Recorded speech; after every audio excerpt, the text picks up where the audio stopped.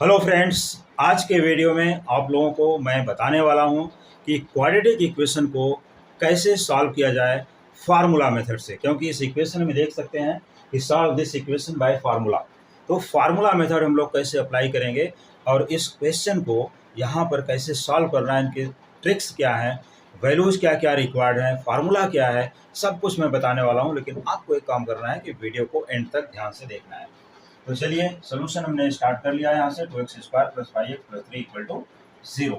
तो इस इक्वेशन को हमें एक standard equation of quadratic equation या general equation of quadratic equation से कंपेयर करना होता है। तो जनरल इक्वेशन क्या है, यहाँ पर ये इक्वेशन है ax²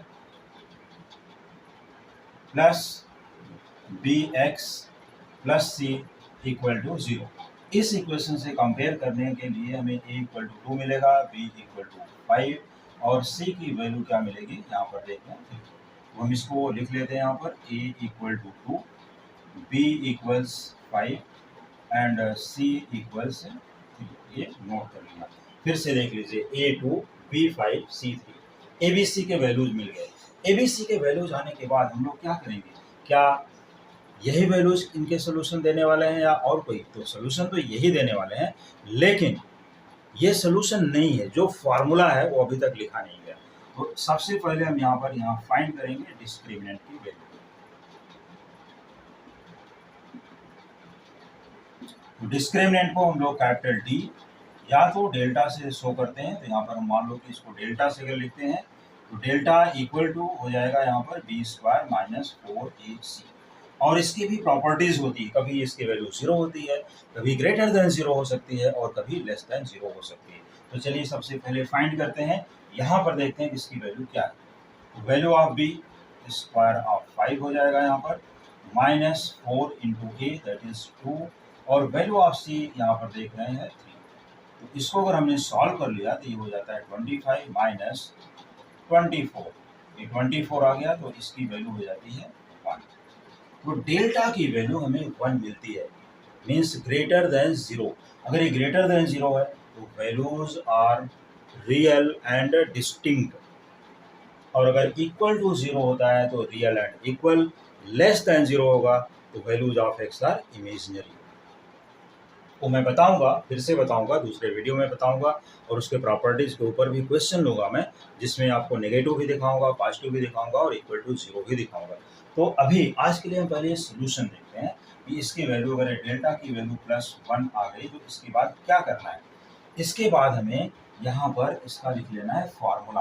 तो अब जो x की वैल्यू बताएगा वो फॉर्मूला क्या है, x = -b plus minus, positive negative दोनों लेते हैं क्योंकि यहाँ पर आता है स्क्वायर रूट, और इसके अंदर लिख लेते हैं वैल्यू ऑफ डेल्टा और अपान b², यहाँ पर हो जाएगा 2a। तो b² - 4ac, जो b² - 4ac है यही है डेल्टा। ठीक है, तो रूट के अंदर b² - 4ac भी लिख सकते हैं। डेल्टा एक ही लेटर से हो जाएगा तो एक लेटर से लिख करके उसकी वैल्यू हमारे पास यहाँ पर अवेलेबल है और ये वैल्यू वहाँ सब्स्टिट्यूट भी कर सकते हैं। तो इसके लिए ये फार्मूला बाहर रखने में भी आसान है। तो इस तरह से x की वैल्यू निकाल सकते हैं। तो x = -b। अब b की वैल्यू क्या है, देखिए b = है 5, यहाँ पर रख लेना है 5 प्लस माइनस, क्योंकि नेगेटिव साइन फार्मूले से आता है। तो plus minus root of delta की वैल्यू है हमारे पास 1, यहाँ से देख सकते हैं, और डिवाइडेड बाई 2a, यहाँ पर है 2 × what is value of a। तो वैल्यू ऑफ a यहाँ पर दी गई है 2, ये हो गया 2 × 2। अब इसके बाद यहाँ पर x की जो वैल्यू आने वाली है ये हो जाएगी -5 plus minus square root of 1 is 1 ही लिखना है, क्योंकि यहाँ प्लस माइनस ऑलरेडी यूज हो चुका है। 2 × 2 यहाँ पर लिख देते हैं 4। वैल्यू ऑफ x इक्वल्स, अब देखिए -5 + 1, हमने पॉजिटिव वैल्यू लिया यहाँ से, अपान 4। एक ये हो गया यहाँ पर -5 + 1 अपान 4। तो इसको अगर सॉल्व करोगे तो हो जाएगा -4 upon 4 and this is equal to -1। यहाँ पर आ गया। एक वैल्यू हमने लिया, कौन सी, पॉजिटिव प्लस वैल्यू। दूसरी वैल्यू के लिए आप चाहें तो इसको x1 और x2 नाम दे सकते हैं, two different values of x। तो x1 एंड x2 इसके रूट्स भी बोलते हैं, अब यहाँ पर आएगा -5, हमने प्लस लिया था फर्स्ट में, अब नेगेटिव लेना है, -1/4, तो ये बनता है -6/4, और इसको 2 से डिवाइड कर सकते हैं दोनों को, 2 3 जा, और यहाँ पर 2 2 जा, ये हो गया 3/2, दैट इज -3/2। तो ये x2 हो गया। तो इनकी जो वैल्यूज आए, अब इनको हमें क्या करना है, क्लियर कट यहाँ पर लिख देना है। इनके जो आंसर्स आ रहे हैं मैं इस साइड लिखता हूँ, आप लोग इसको चाहें तो स्क्रीनशॉट नहीं लिया तो ले सकते हैं, और यहाँ पर मैं इनके आंसर्स को फिर से रीराइट करता हूँ। यही इनका सोल्यूशन है।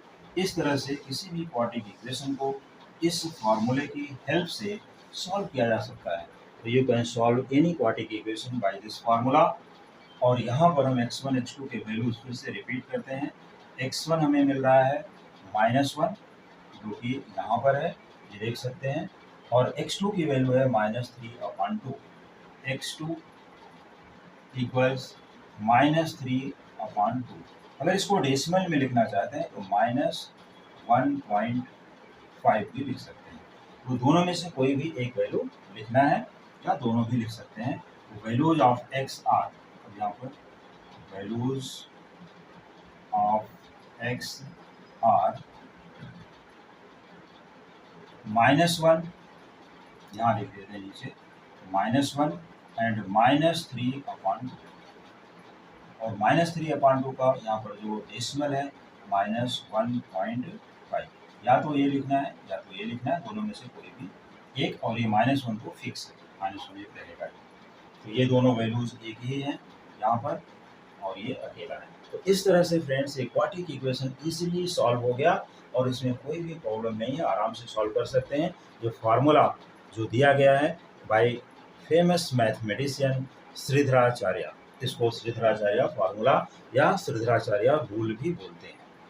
तो इस तरह से इस फार्मूले का यूज करके हम लोग क्वाड्रेटिक इक्वेशन का सोल्यूशन निकाल सकते हैं। हाँ, केस ये है, अगर डिस्क्रिमिनेंट मीन्स डेल्टा की वैल्यू अगर नेगेटिव आती है तो क्या करेंगे, तो उसका भी सोल्यूशन होता है, जो मैं अपने कमिंग वीडियोस में बताने वाला हूं।